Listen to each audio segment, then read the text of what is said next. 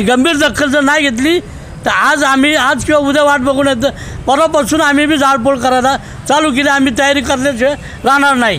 गंभीर दखल जर नाही घेतली तर आज किंवा उद्या वाट बघून येतं परवापासून आम्ही बी जाळपोळ करायला चालू केली। आम्ही तयारी करण्याशिवाय राहणार नाही। गंभीर दखल जर नाही घेतली तर आज किंवा उद्या वाट बघून येतं परवापासून आम्ही बी जाळपोळ करायला चालू केली। आम्ही तयारी करण्याशिवाय राहणार नाही।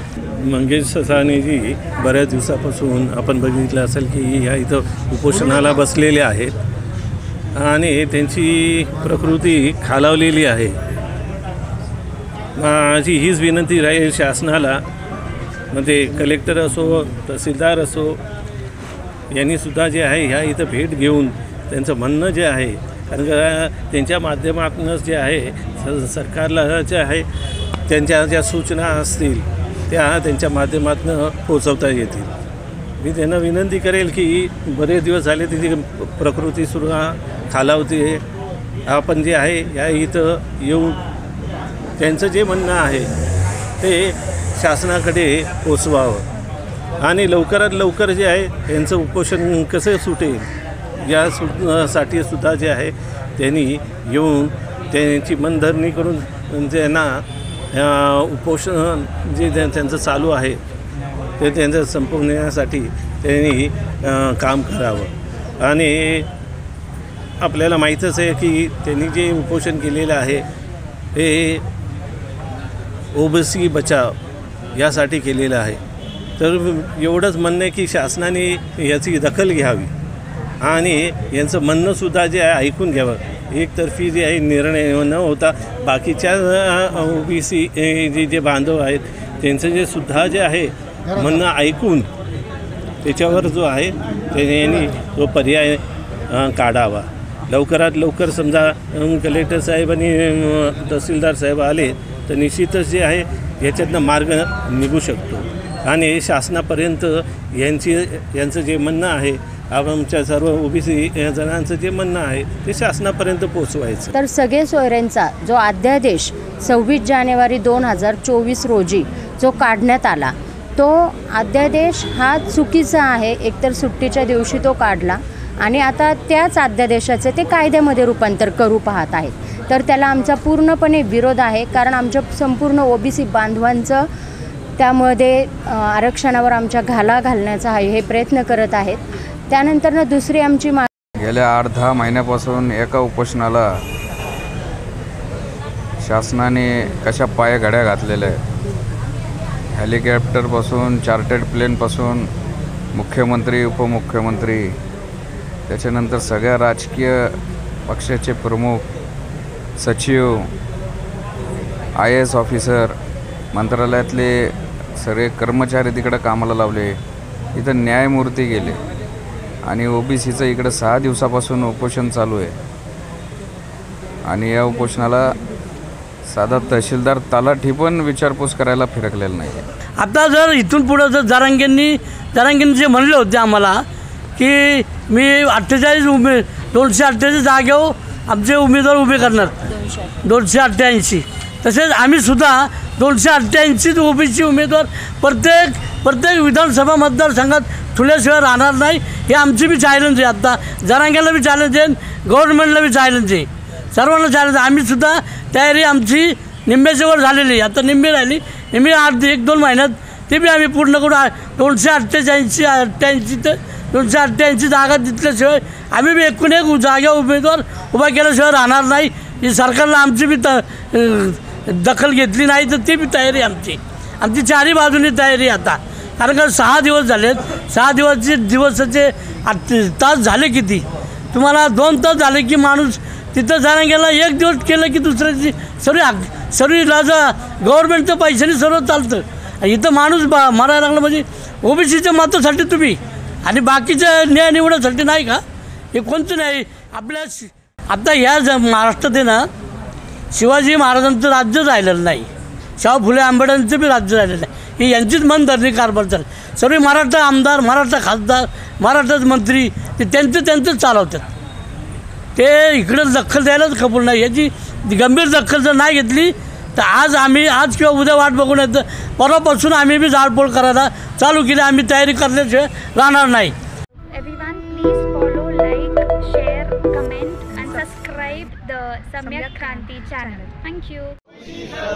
डॉक्टर बाबासाहेब आंबेडकरांचा, महात्मा ज्योतिबा फुल्यांचा, सावित्री माईंचा एकच पर्व. जय महाराष्ट्र. सम्यक क्रांती चॅनलच्या माध्यमातून आपण या ठिकाणी जिल्हाधिकारी कार्यालय याच्या आंदोलनस्थळी आलेलं आहे. आज या ठिकाणी ओबीसी समाज यांचं आंदोलन आहे. या ठिकाणी उपोषण सुरू आहे. उपोषणाचा हा 6वा दिवस आहे. या ठिकाणी आपण बघू शकता कुणबी समाज आहे, ठाणे, रायगड, रत्नागिरी, सिंधुदुर्ग यांनी या ठिकाणी या आंदोलनाला पाठिंबा दिलेला आहे. आपण बघू शकता ॲडव्होकेट मंगेश ससाणे आहेत, हे या ठिकाणी उपोषणासाठी बसलेले आहेत. त्यांचे अनेक कार्यकर्ते या ठिकाणी आहेत. हा उपोषणाचा 6वा दिवस आहे आणि या ठिकाणची काय परिस्थिती आहे, उपोषण कशासाठी आहे, यांच्या काय मागण्या आहे, यांच्या काय समस्या आहे, कशासाठी हे उपोषणाला बसले आहेत. 5 दिवस झालेले आहे या ठिकाणी, परंतु या ठिकाणी उपोषण संपलेलं नाही. म्हणजे याचा अर्थ असा होतो की त्यांच्या मागण्या अतिशय गंभीर मागण्या आहेत. त्यांच्या मागण्या आहेत त्या काहीतरी त्यांच्या मागण्यामध्ये महत्त्वाच्या मागण्या आहेत, त्यासाठी या ठिकाणी आपण आलेलो आहे. आपण बघू शकता या ठिकाणी महापुरुषाचे फोटो लावलेले आहेत. तसेच या ठिकाणी मुंडे साहेबांचा फोटो आहे, भुजबळ साहेबांचा फोटो आहे, जे ओबीसीचे एक महाराष्ट्रातले भारतातले एक नेतृत्व आहे. असे ते ओबीसी नेते होऊन गेलेले आहेत आणि भुजबळ साहेब नेतृत्व करत आहेत. या ठिकाणी गौरीताई पिंगळे आहेत, त्यांच्याकडून सर्वप्रथम जाणून घेऊया काही काय मागण्या आहे, कशासाठी एवढा दिवस झालेला आहे. 6वा दिवस आहे उपोषणाचा. काहीतरी गंभीर परिस्थिती आहे, काहीतरी महत्त्वाच्या मागण्या आहेत, त्यासाठी इतके दिवस झालेले आहेत. काय मागण्या आहे नेमक्या तुमच्या आणि काय सांगाल तुम्ही? 14 जून 2024 पासून ॲडव्होकेट मंगेश ससाणे या ठिकाणी उपोषण करत आहेत. आज उपोषणाचा 6वा दिवस आहे. काल रात्रीपासून त्यांची प्रकृती बिघडलेली आहे. या उपोषण करण्याचं कारण म्हणजे आपल्याला सर्वांना माहिती आहे की सध्या महाराष्ट्रामध्ये ज्वलंत असा विषय म्हणजे मराठा आरक्षणावर चाललेला. आम्ही आज या ठिकाणी उपोषणासाठी बसलो आहे का तर सगळे सोयऱ्यांचा जो अध्यादेश 26 जानेवारी 2024 रोजी जो काढण्यात आला, तो अध्यादेश हा चुकीचा आहे. एकतर सुट्टीच्या दिवशी तो काढला आणि आता त्याच अध्यादेशाचे ते कायद्यामध्ये रूपांतर करू पाहत आहेत. तर त्याला आमचा पूर्णपणे विरोध आहे, कारण आमच्या संपूर्ण ओबीसी बांधवांचं त्यामध्ये आरक्षणावर आमच्या घाला घालण्याचा हे प्रयत्न करत आहेत. त्यानंतर दुसरी आमची मागणी आहे की जातनिहाय जनगणना त्यांनी करावी. त्यामुळे ती मागणी एक आम्ही ठेवलेली आहे. आणि आम्हाला सांगण्यात आलं होतं ओबीसी बांधवांना की तुम्ही सगळे सोयरेच्या अध्यादेशावर हरकती घ्या. तर आम्ही लाखोनी हरकती पाठवल्या, परंतु त्या लाखो हरकती ह्यांनी कुठे गेल्या त्याचं उत्तर आम्हाला त्यांनी दिलं नाही, काही नाही. आणि लगेचच आता ते त्या अध्यादेशाचं कायद्यामध्ये रूपांतर करायला लागलेले आहे. असं एकतर्फी चालणाऱ्या सरकारच्या विरोधामध्ये आम्ही या ठिकाणी उपोषणासाठी बसलेलो आहे. आमच्या ओबीसी बांधवांसाठी या ठिकाणी आमचा योद्धा ॲडव्होकेट मंगेश ससाणे हे आज 6वा दिवस आहे उपोषणासाठी बसलेले आहे. तरी देखील अजूनही प्रशासनाचा पण एखादा माणूस या ठिकाणी आलेला नाही आहे. 10 पावलांवर कलेक्टर कचेरी आहे, परंतु कलेक्टर देखील या ठिकाणी आलेले नाही. हे अतिशय खेदाचे आणि आपण म्हणतो ना सावत्रपणाची भूमिका आम्हाला वाटत आहे. सावत्रपणाची भूमिका वाटत आहे. जातीनिहाय जनगणना ही मागणी अतिशय जुनी मागणी आहे आणि ही मागणी फक्त ओबीसींचीच नाही सर्वांची आहे, परंतु ती जातीनिहाय जनगणना होत नाही. तर काय अडचणी आहे सरकारला, का करत नाही आहे? अहो, या ठिकाणी कुत्र्यांची देखील हे केली जाते, गणना केली जाते, पण या ठिकाणी माणसांची जनगणना केली जात नाही. हा प्रश्न तुम्ही सरकारलाच विचारा की काय अडचण आहे, तुम्हाला लोकांची जनगणना करण्याची काय अडचण आहे. या ठिकाणी ॲडव्होकेट ससाणे सर आहेत, मंगेशजी ससाणे. ते आता झोपून आहेत. 6वा दिवस म्हणजे फार कठीण दिवस आहे. 6 दिवस उपोषण करणे ही फार भयानक परिस्थिती असते. शरीरावर विविध प्रकारचे परिणाम होऊ शकतात, त्याच्यावरती काहीही होऊ शकतं. अशा परिस्थितीमध्ये ते अजूनही उपोषणाला आहेत. महाराष्ट्रात अनेक ठिकाणी लोक उपोषणाला बसलेले आहेत. या ठिकाणी मंगेश सर आहेत, त्यांच्याकडून आपण जाणून घेऊया. सर, काय सांगाल तुम्ही?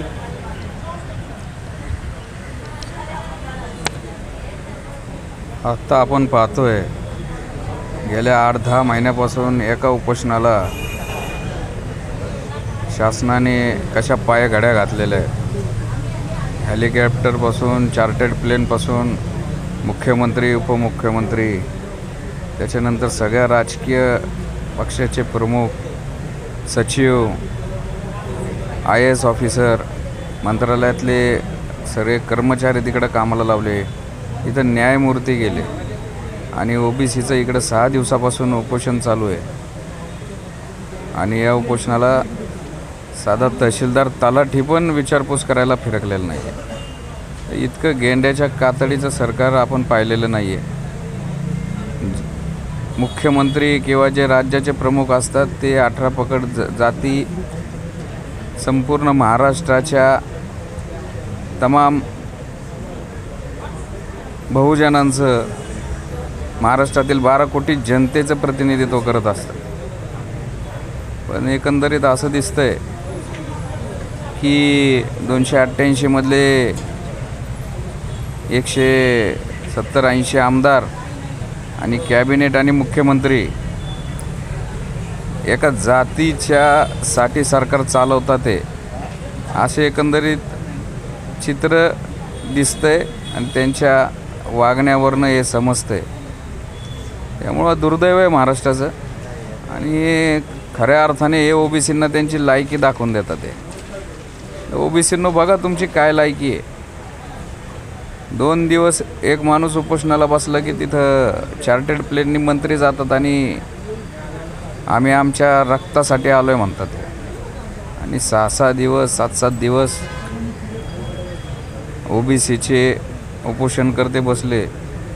साधं त्यांची विचारपूस करायला पण तालुका लेवलचे प्रशासकीय अधिकारी पण जात नाही। ही खूप मोठी शोकांतिका आहे आणि पुरोगामी महाराष्ट्राला फाटा देणारं हे यांचं वागणं आहे। तरी पण बघू, तुम्हाला उपोषणाचीच भाषा कळते। आमच्या जर जीवच घ्यायचा असेल आणि जीवाची काळजी नसेल तर आम्ही ते पण करू।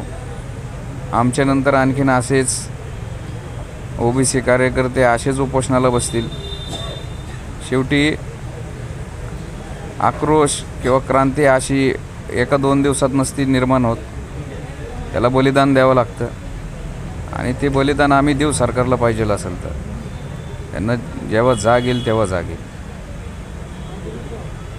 बलिदानाची वेळ येस्तोवर सरकार थांबलेलं आहे, एवढं म्हणजे सरकार असंवेदनशील कसं असू शकतं ते आता तमाम महाराष्ट्रातल्या OBC जनतेने बघितलं पाहिजे। त्यांनीच निवडून दिलेत ना आता लोकसभेला।